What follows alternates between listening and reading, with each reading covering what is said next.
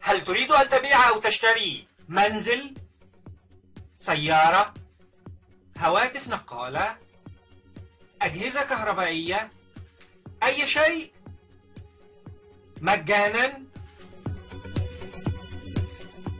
الحل سيلت فور مثل الوسيط ولكن مجانا.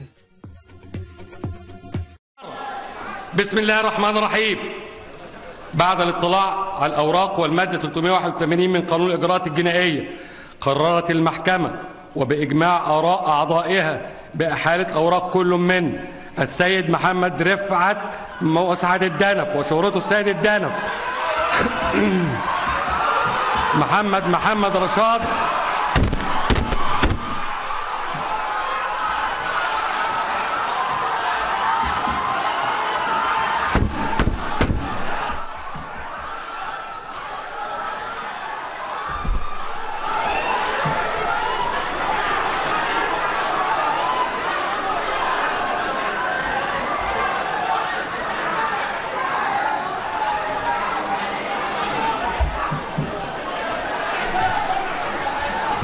محمد رشاد محمد علي قوطة وشهرته قوطة الشيطان،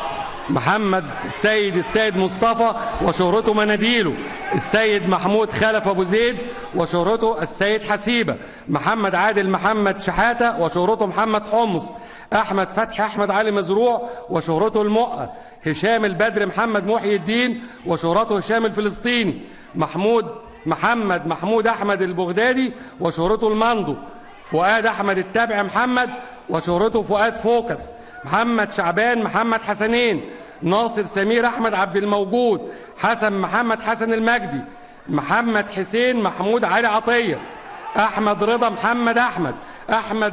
عبد الرحمن النجدي، طارق عبد الله عصران علي وشهرته طارق عصران،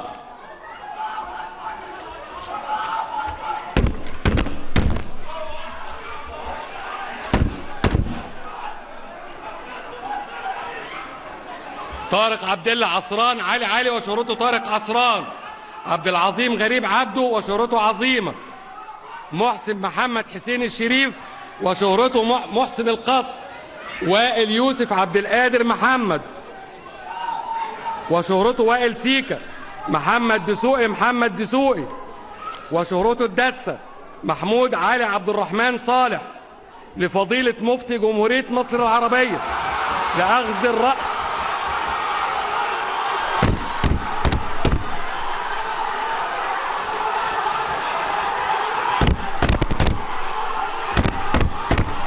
من فضلك، هل تريد أن تبيع أو تشتري منزل، سيارة، هواتف نقالة،